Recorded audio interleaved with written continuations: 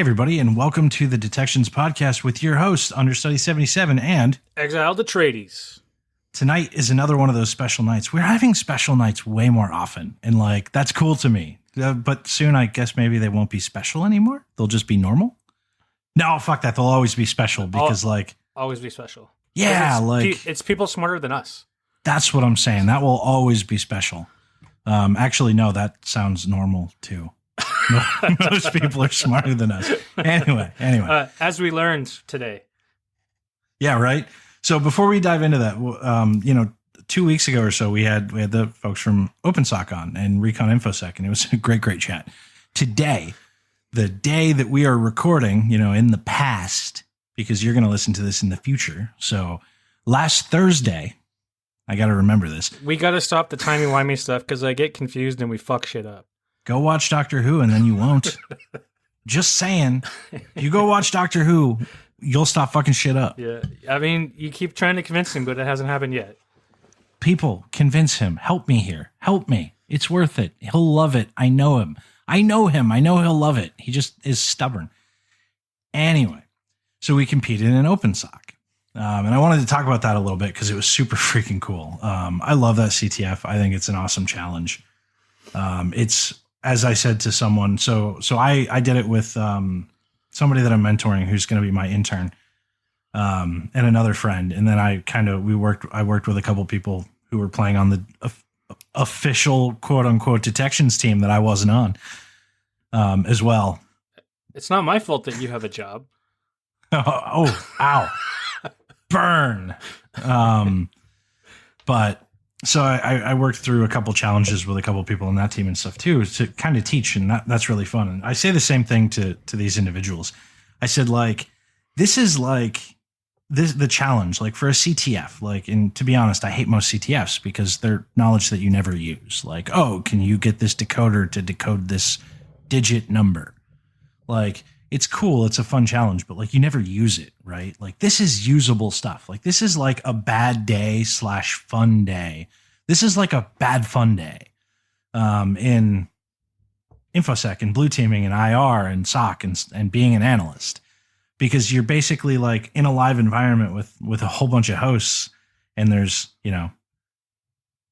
5 compromises going on at the same time. So, including with this, because they had almost 700 people, that taxes the internal infrastructure, and you lose access to the tools for a while. Exactly, which is something that can totally happen. This is the best.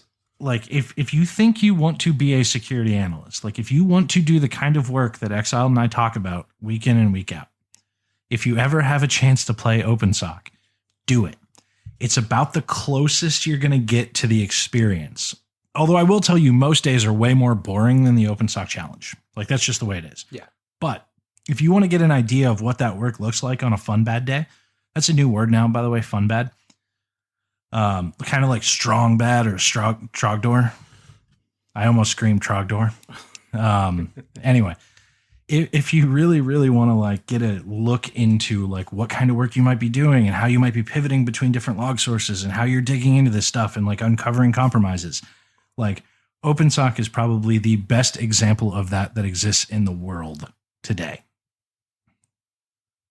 Is that enough? I feel like that's a very high praise. So I feel like we could probably stop there with that. Yeah, and we can also keep talking about it on Twitter or anything like that afterwards. 100%. I'm very happy. I met my personal goal as a non-technical these days manager. I got over 1,000 personal points, which was my goal. Nice. Very, very happy about that. But just in general, I love having the chance to dig back into the technical stuff and do that kind of stuff whenever I can. I really enjoy it. Yes, absolutely. Totally agreed. And then not only was that awesome, there was another really awesome thing that happened today. You ready for this? Yeah, tell me. I finally got a beard in Animal Crossing. All I have wanted since this game started was a beard, because I have a beard and I don't have any hair, right? So my beard is kind of my identity in a way. That is my hair. And I've been playing Animal Crossing with a tiny little soul patchy goatee, and I'm this is not enough.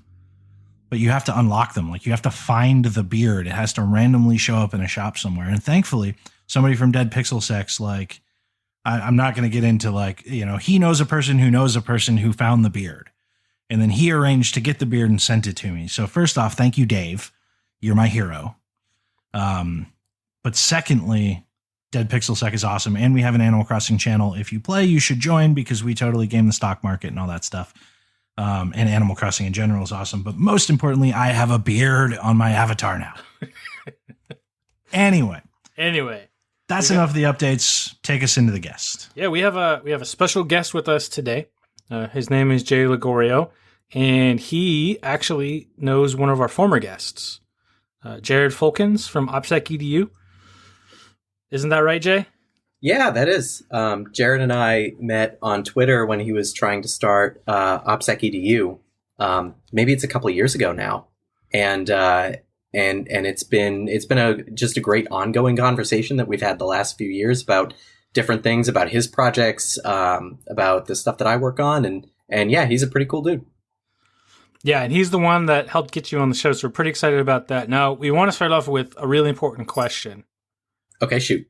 Do you play Animal Crossing? I do play Animal Crossing. Like everyone in the quarantine, I am also indebted to the Raccoon Mafia.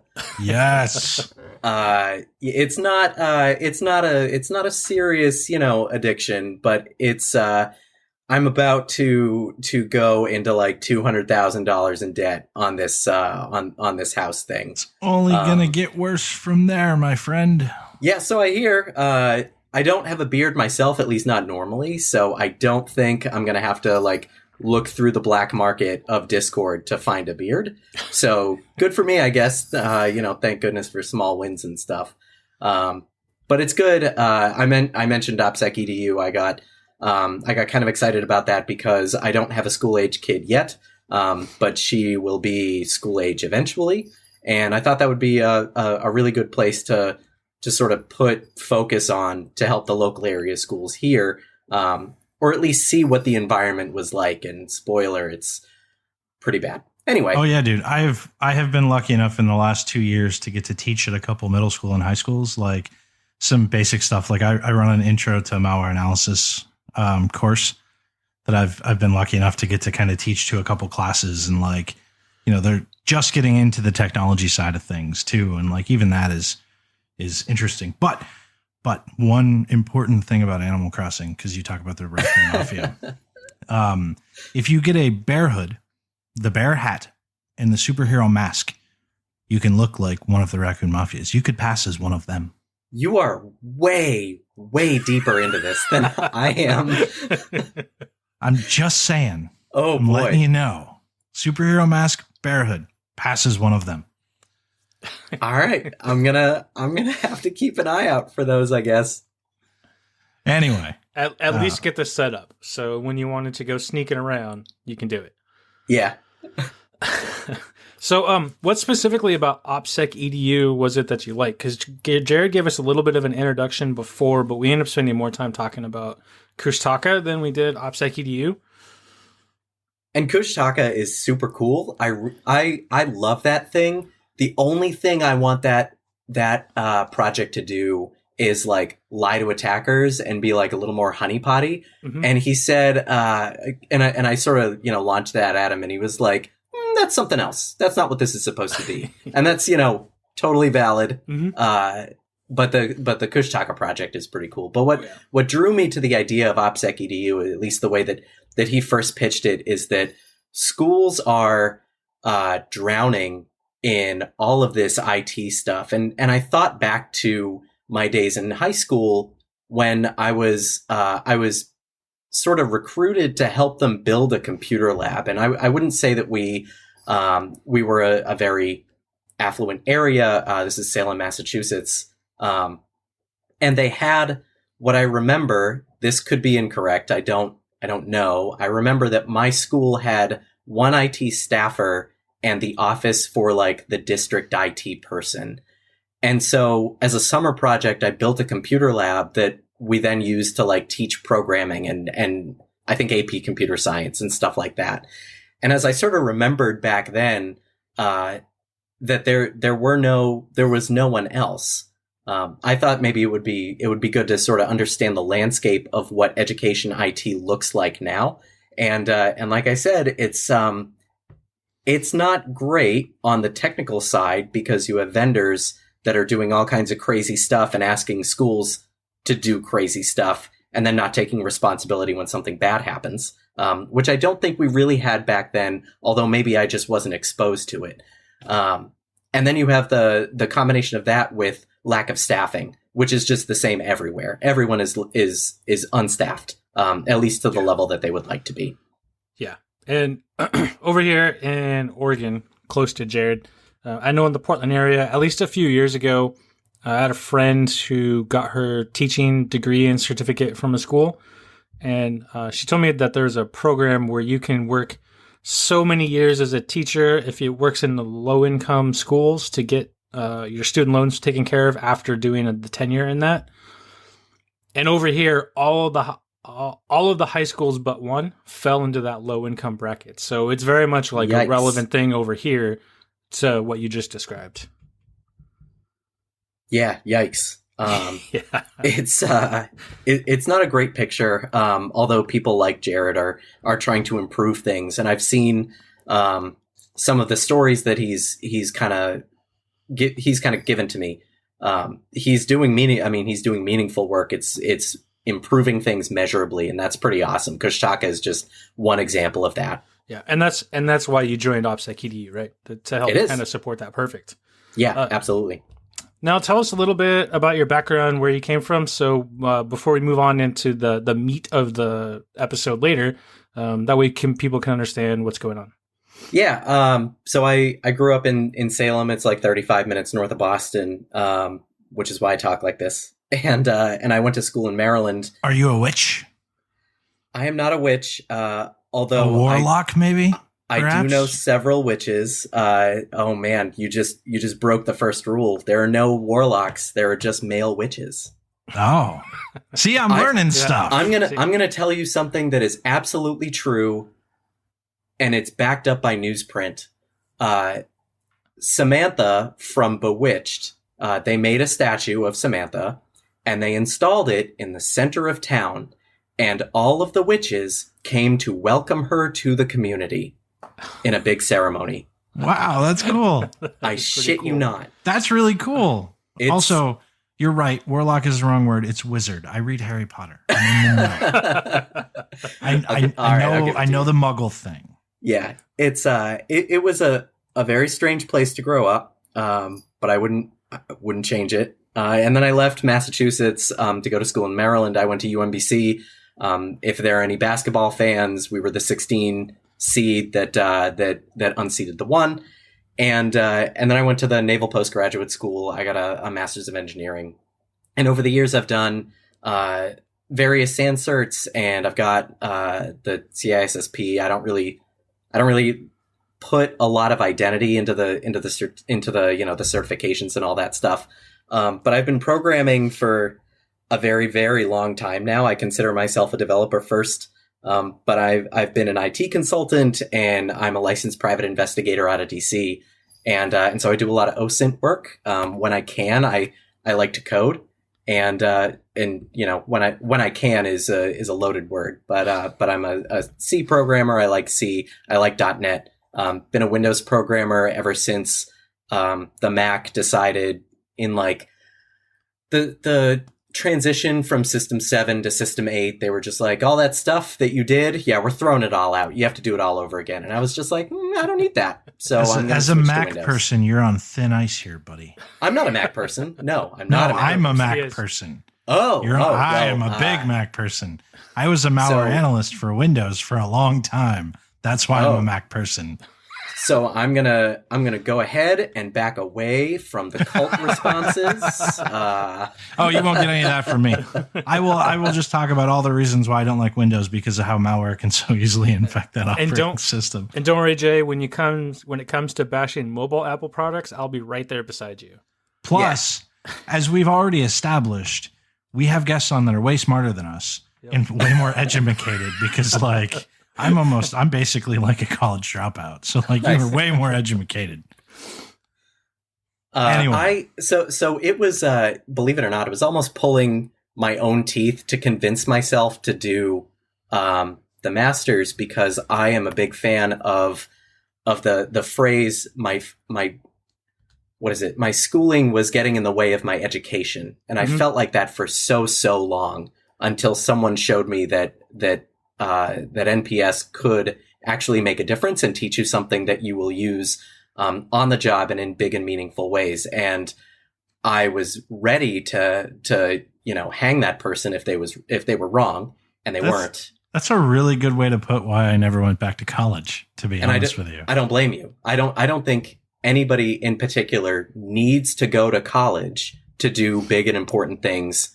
Unless they want to be a college professor. Well, then you kind of need to go to college. But yeah. Or you just be really good at teaching. Yes. Yep, that too.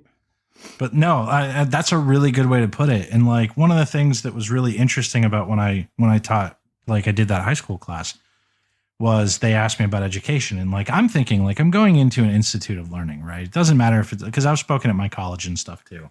Like I'm supposed to talk about like the importance of college. But I was pretty straight up. Like I have an associate's degree, I have no certs, like none of that stuff. At the end of the day, the teacher was like, I'm really glad that you talked about all that stuff. I'm like, oh, really? Because like I had no idea walking into that. Like, was that thin ice? Like, am I supposed to say go to college or whatever? She goes, no, a lot of these kids don't actually feel like they're going to be able to go to college. Yeah. So the fact that like you're doing well and you didn't have to is really cool. Yep.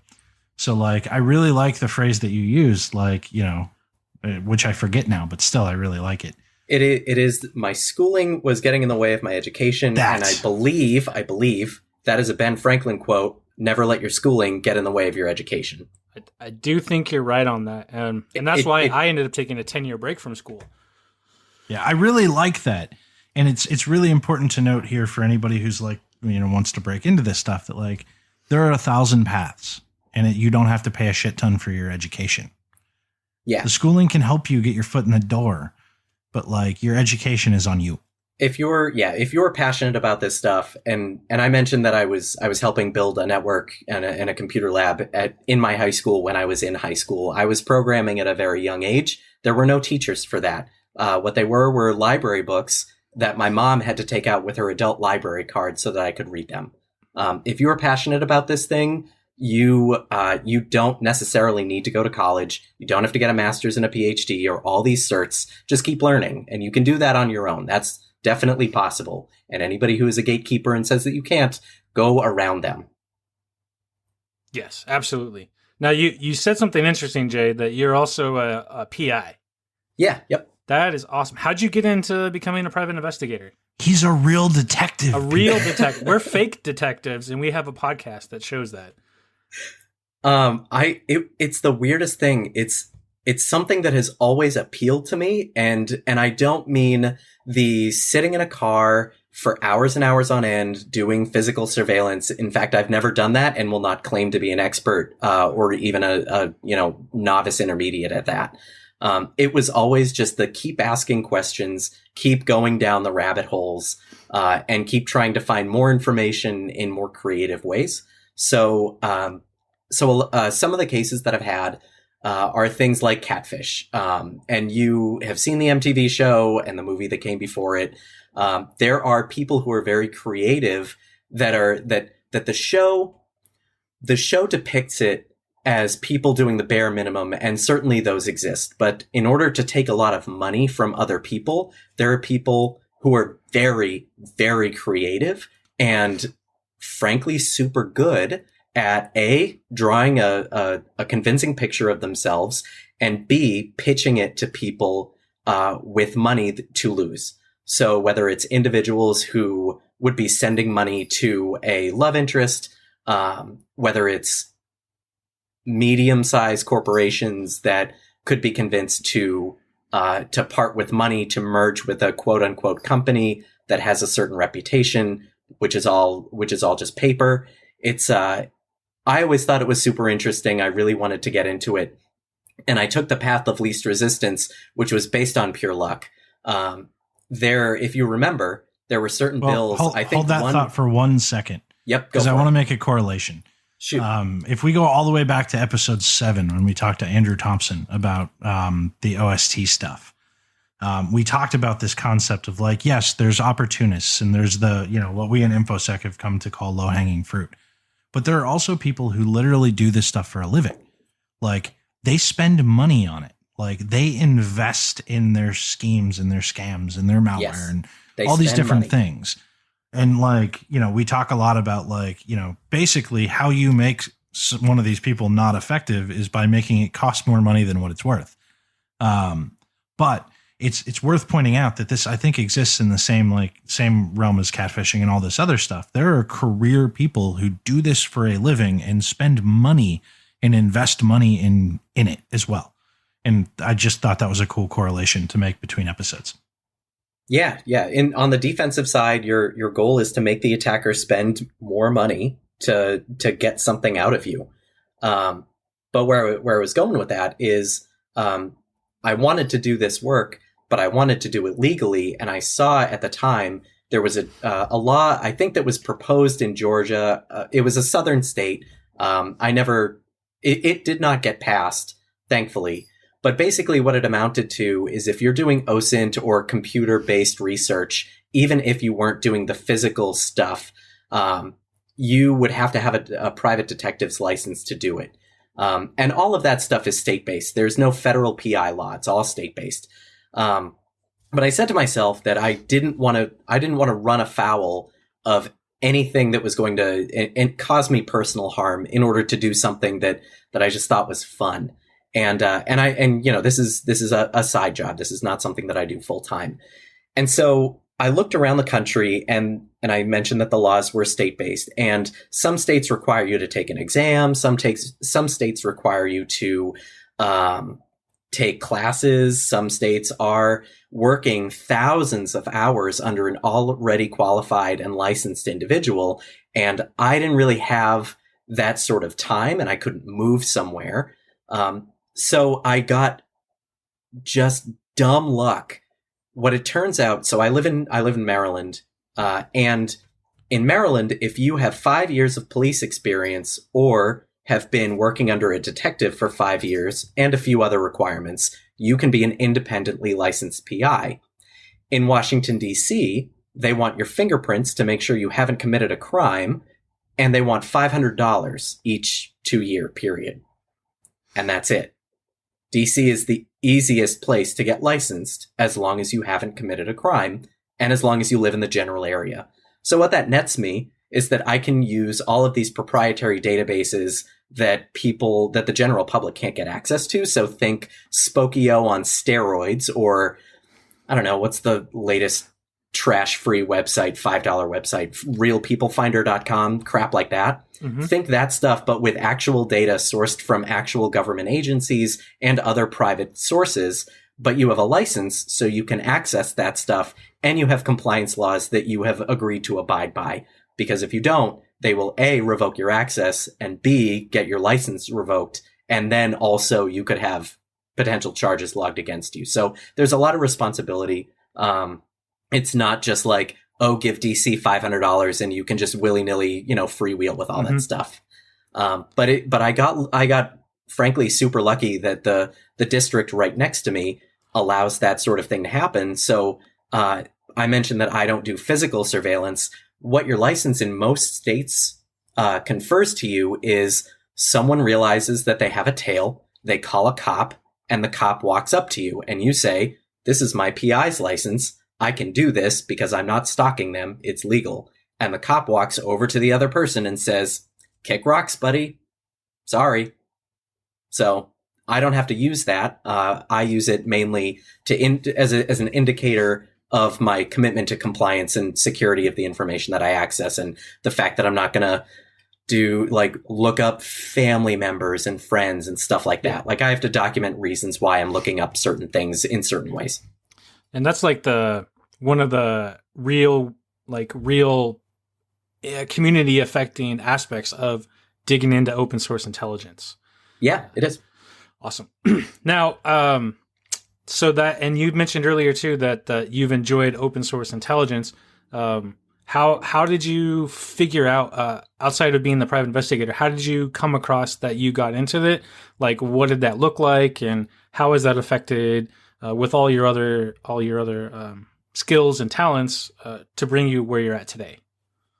So it was kind of like this confluence of, oh God, I mentioned an Atlassian product. It was this that I live in every day. It's this intermingling of like, I've got all this this technical, knowledge over here, and I've got all of the, how does OSINT affect real world things over here? And I wanted to sort of put them together, and I realized like, I am a human being. I'm no different than anybody else, and I do plenty of stupid stuff and put it online. Surely there are other people that are doing dumb stuff and then putting it online, and they are also developers. And I'm talking about things like access keys, like API keys, private key material, and all that sort of thing. And around this was at the time was all these big data disclosures or breach disclosures about people having an open bucket here, or there's this big ass paste that you can download with a metric ton of usernames and passwords over here. And I think I was like, what if when, Craaling Campanu mentions the next data breach, what if it's like, oh, this guy who's a PI and also a developer, he found all this stuff. Maybe I could do something like that. And so I started looking around, and I realized pretty quickly after the first week that like just looking for this stuff is time consuming and a commitment. And I have a full-time job and a side job, both of which I'm very happy with and don't want to give up, especially because like that's lost income. And so I thought about how I would automate all that stuff, and considering the level of laziness as a developer that I have, that engineer, more developer, it's all the same. Yeah. Writing more code. Isn't that why people become developers? Right. Yeah. Computers should be doing the boring stuff for us. Absolutely. And so if I write some code for the computer to do for me, literally while I sleep, what would that look like?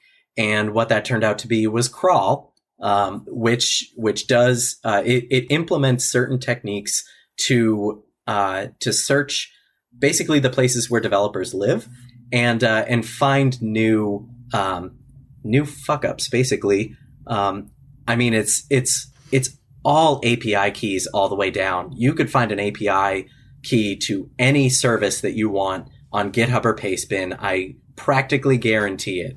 I more or less threw a dart at a wall with several company names on it, and within the first day had this thing finding API keys for that. You define your own keywords. It comes with a default list, but you could expand that if you want. It searches several sources, including GitHub and Pastebin. It watches the search stream in real time to find buckets, which are not always straightforward to find. And it does a whole bunch of legwork for you that you don't really have to worry about anymore. And then you wake up and you go through the UI, which up front the UI is trash, but I mean it works. It's the back end stuff that I put more of the effort into, just because I've always been more of a systems programmer, a back end dev. I'm not going to say any of this is pretty to look at with your eyes, and that's a shame. But I haven't had a whole lot of time to sort of invest in something that wasn't completely on fire. Yeah, and that's where you could just find a friend to develop the front end, the user experience for you. Yeah. Yep. So this Craal tool that you were talking about, let's say that this is a SOC analyst who's hearing about this for the first time, has a little bit of knowledge about using like Google searching for open source intelligence. How would Craal end up helping someone like that do their job? So that's actually what I use for my own stuff. So I have several domains that I use actively, and I don't know whether I have committed one of these, cardinal sins of having something that shouldn't be on the internet now. And so I have it loaded with keywords that are focused on me and my projects and my things. And every not every night. What it does in real time is it searches all these places and looks for things that are definitely mine, but shouldn't be on the internet. And if it finds that thing, then when I wake up in the morning, I check the log. If it'll have it in there, and it will also have downloaded a copy of that, so I can do things like check for false positives. Maybe I left an errant comment that looks like this thing, but it's not actually. And what that's useful for is for things like GitHub repositories. If somebody else, this might not be focused on the SOC folks, but if somebody else posts a thing and then quickly deletes it, but not before the search service comes along and finds it, it downloads it. The damage is already done. So you can make that disclosure to that developer that, you should roll these creds, because not everybody makes the discovery, then deletes the file, and also rolls the creds. So it's helped me keep an eye on my own things, because again, I'm only human. I'm going to do something stupid, and then I'm going to put it on the internet. Yep. And that's what computers are there to help us not do. And that's inevitable, right? Like the whole human being stupid, you're just going to make a mistake at some point. Yeah. Nobody is perfect. This is not. I didn't come talk to you guys to say that people are dumb and how dare you. Everybody needs help, and this is a tool that can help in that way. That's awesome. So, man, I just lost my question, so I'm just going to throw it off into another area. With one of your other projects, because I was digging through your GitHub, looking at Craal, and I saw that you had some other stuff going on with biohacking. How did that come about? So I just had the privilege of giving a talk at the DEF CON Biohack Village last year, and at KernelCon a couple weeks ago, about something called OpenAPS, or the Open Artificial Pancreas System. And it was started by Scott LeBrand and Dana Lewis, and so Dana is a type 1 diabetic, and she was not waking up to alarms that were going off that were saying you need to fix your body. Type 1 diabetes is when your blood sugar goes too low or too high, and type 1 in this specific example is the one where there is no diet and exercise that is going to fix this for you. So you need to depend on technology and certain habits to keep yourself right. And so it started off as a louder alarm, and it grew into a monitoring system, and then it grew into an artificial pancreas that makes decisions with your insulin pump based on your real-time blood sugar or continuous glucose monitors data. And so a few years ago, as a type 1 diabetic for just a little over 10 years, kind of out of left field and no family history or suggestion that it could happen, it was I got really tired of doing the stuff that computers should be doing for me. But for whatever reason, either regulatory or liability concerns or whatever, the medical community doesn't let their devices take action on your behalf. You have to be the human in the loop to deal with all that stuff based on the data that you see, which, by the way, is incomplete. And so they started the OpenAPS project. I sort of tagged along so that I could A, benefit from it myself, and B, add certain things to it that I thought could use adding. So being open source, everything is very distributed. There are people working on some things that aren't aware of people working on other portions. One of the things that I added to an interactive setup script was to install some libraries to make things more automated. I was able to decode the record keeping data structures from a newer FDA certified continuous glucose device. So when the artificial pancreas needs data, it has to get it from somewhere. And a lot of people have worked on a lot of devices to be able to map out how these devices store their data, because none of this is open source. It is proprietary first, and then it probably works, is kind of how these companies face this problem. And so one morning I had a device break, the device where I got my blood sugar readings. So the USB cord broke, and it was proprietary. And so I had to order a new one. And they said they would have one out to me in the next few days or whatever, which was not a great position to be in, but here we were. So the new device shows up on my door. I think it's going to be the same one that I already have. I open it and it's something brand new. And worse, it doesn't communicate over the USB port the same way as the old device. So probably between when I got the box open and 8 hours later, I was able to get code committed up to the internet so that people knew how it worked, mapping out the new fields and finding the new checksums and all that stuff so that the old, or so that the project still worked, but with the new devices.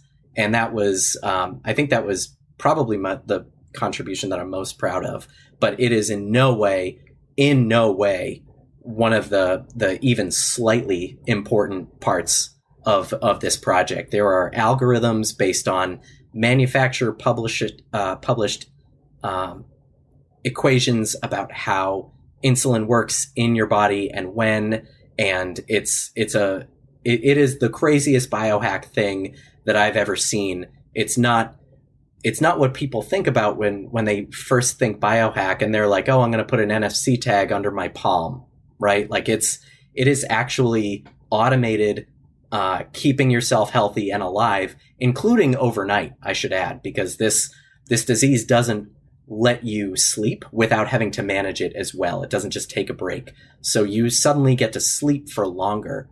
It's after I was first diagnosed, I no longer was able to sleep more than 6 consecutive hours. And the first day that I turned it on, even back then when it was, compared to now, fairly unsophisticated, I slept 10 straight hours and it was glorious. And that's the first thing that people say when they turn the system on. And so it's a phenomenal project. It's something that I'm very passionate about. But certainly I'm not a core contributor or anything like that. It's very much on Scott and Dana. It's phenomenal.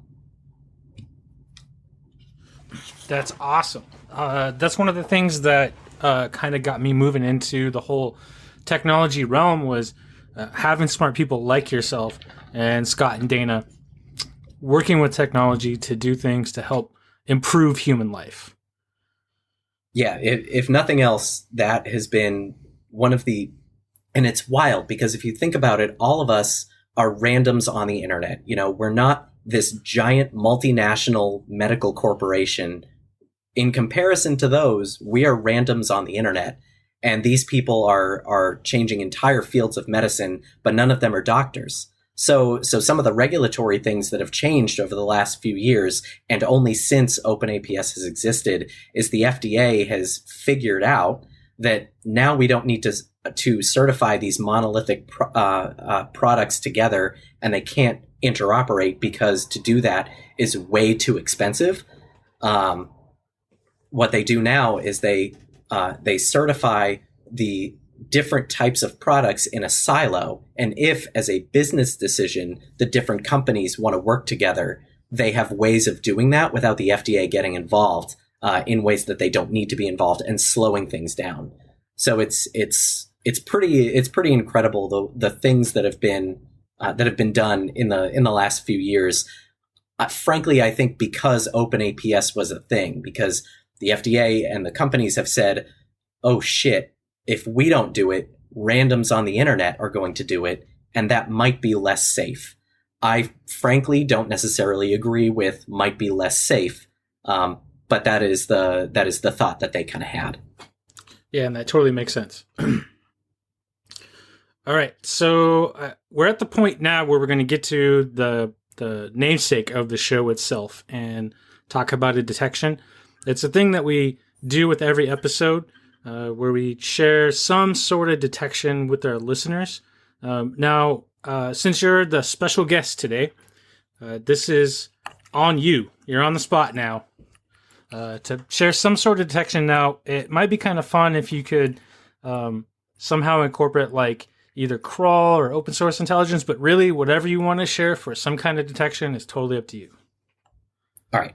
So when I was first running Craal, I was getting a whole lot of detections for things like API keys, and I could get them for almost every service. So someone would commit, if I remember right, it was like a Reddit API key, but next to it was also the username and password of the account that it purportedly belonged to. Oof. And it was not the worst thing in the world because the account didn't have any posts, it didn't have any private messages, but I did message the guy and I was like, "Hey, FYI, you've got this thing here, and any idiot could find it." And I never heard anything back, but the password allegedly stopped working soon after I sent him that message. And I mentioned that I've been writing code for a long time. One of the unfortunate things that I had the privilege of doing was doing a .NET integration library for Facebook. And at the time, Facebook's API was just public, like very recently. And as a .NET developer, I noticed they didn't have any like bindings or libraries that really worked with that. And so I wrote one as a fun project while I was in college. And so I knew a bunch of stuff about how their API tokens worked and what kind of information was in them, but was not obvious.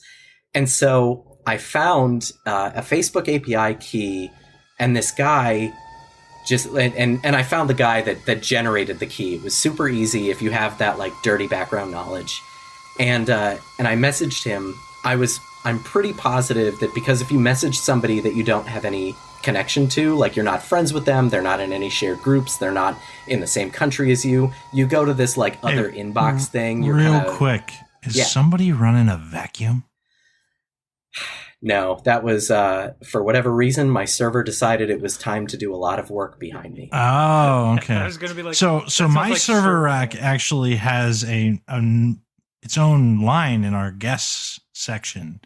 Sounds like yours might get one too. Anyway, sorry, I really didn't mean to cut you off. But Jay Server Rack, soon to be special guest on upcoming episode of Detections. Oh, God damn it. I was really hoping that wasn't terribly obvious. It sounded like a jet engine, so I mean that's not something you expect to hear in somebody's house. Yeah, it's Dells. They're Dell racks. They take every once in a while. They get real busy with God knows what, and they sound like jet engines, and you can hear them from upstairs. And it doesn't happen all the time, and it's not predictable. But here we go. Swap out the fans with Noctuas. That's what I did. I'm gonna need a link in the chat for that, please. Yeah, so I don't have Dell servers or anything to do that with, but like all the built-in fans in my rack and most of the loud things, I've found a matching size Noctua quiet PC fan and switched out all my fans with Noctua fans. Okay. Very interested in seeing that link as well. Yeah, they make shit way quieter. I'll look for it though.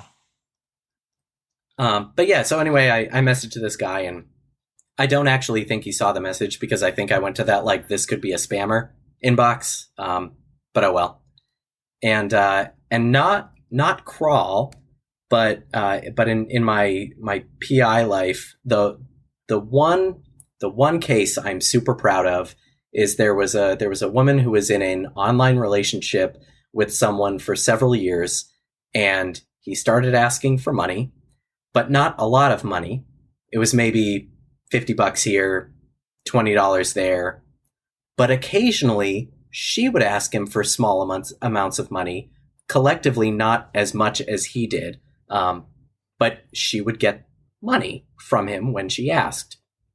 And then finally, he said and this is based on, again, years of background. He's an oil magnate in Iran, and the Iranian government was going to shut down his oil plants if he didn't pay a fine of $36,000, and she didn't have it. Or no, I'm sorry, he didn't have it. But she did, and that was the time when she engaged a PI and said, I gotta know if he's real. And so, based on every picture he had ever sent over those 2 years, every email he had ever sent, headers and all, it was very clear to me that he was not a real person. Or he was not, I should say, he was not who he claimed to be.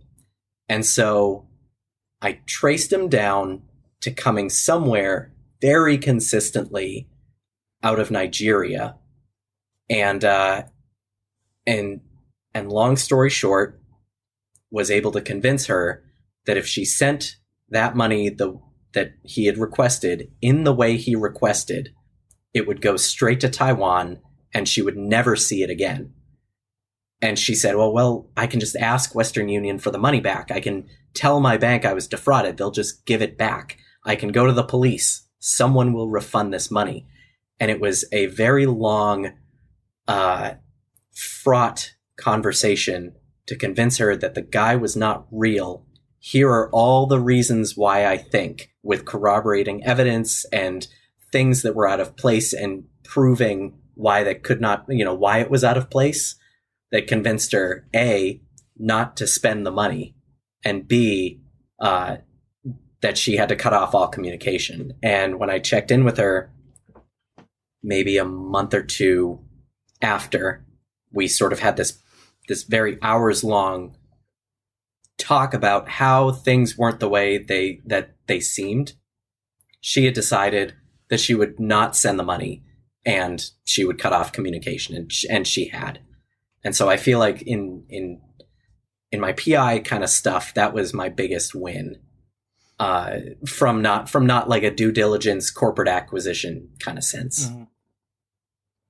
And it sounded like a lot of that was just understanding the technology behavior behind everything in order to build the case to share with that client. And it was, and I think my background of being able to explain coherently very technical things to a non-technical audience, and to also walk them through how things work in the real world, I think that's helped me a lot, and it's certainly helped me in that case specifically. Awesome. Well, in between Veronica Mars and you, I'm starting to feel like I need to look at my local state laws on becoming a PI myself.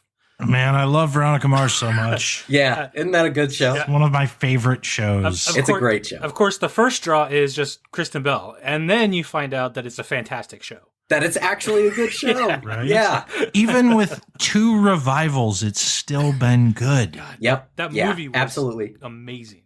It was. Did you see the newest season? That's the question. I have not yet because it's on Hulu. Really good.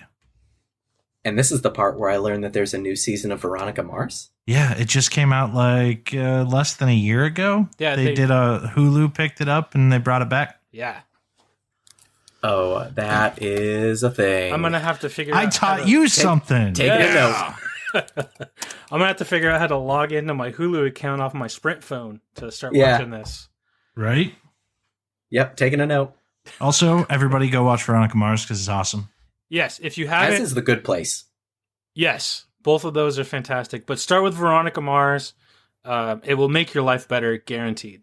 100%. I think this whole lockdown coronavirus thing, since it started, I've started rewatching 2 shows, and it is Community and and The Good Place. And I end my day with so much less anxiety.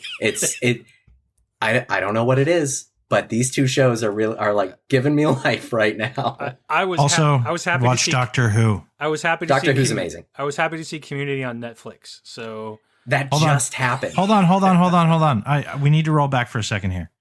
Jay, say what you just said one more time a minute ago about Doctor Who. Oh, it's phenomenal. Thank you. Yeah. That is all. I used to think it was, and like I never got into Star Wars or Star Trek or D&D, and so like I'm a nerd but without the cred. But it took a friend of mine to just be like, no, go watch Doctor Who. Start it at the beginning. It might take you a few minutes, but you'll be into it. And it was. Here I am, season 12. Like I'm a little behind, but it's good. I'm like 4 episodes behind, but yeah. So which doctor should I start with if I ever do this, Jay? Start with Eccleston, man. Wait, what? Start with Eccleston, the beginning of the revival. So the problem is I don't know the actors' names. So let me look this up. Let me tell you, I think ninth Doctor is Christopher Eccleston, 10th Doctor is David Tennant, 11th Doctor is Matt That's Smith. who I started with. Tennant is amazing, and Tennant I love that guy. Is the Doctor, but the Eccleston part of the revival had some really good concepts and some really good episodes. Let me triple check that David Tennant is who I'm thinking of. Also, if you are a David Tennant fan and you are a nerd and you like cartoons, may I suggest the revitalized 2017 version of DuckTales with David Tennant playing Scrooge McDuck, because it's amazing. I didn't know that was a thing. It's amazing. No bullshit. Yeah. It's amazing. Like I'm a huge DuckTales fan. The Moon theme from the NES game has been my ringtone for a year, and they totally bring the Moon theme back in this cartoon. And everything about this cartoon is a shout out to like everything DuckTales, young and old, including revitalizing Darkwing Duck. Woo-hoo. That's awesome. Exactly. DuckTales woohoo. Yep. Anyway, I feel like that's about a good point to end. Yeah. Go ahead, XL. Take us out. Thanks for joining us again, Jay, and all of our listeners. For those of you that have taken part in the open stock today, give yourself a break. Do a mental break. Watch some Community. Pat on the back because you're awesome. Awesome, yes. Go watch some Community. Go watch some Good Place. Go watch some Veronica Mars. Doctor Who. And go forth and find badness. Thanks for having me, guys. This has been super cool. Take care.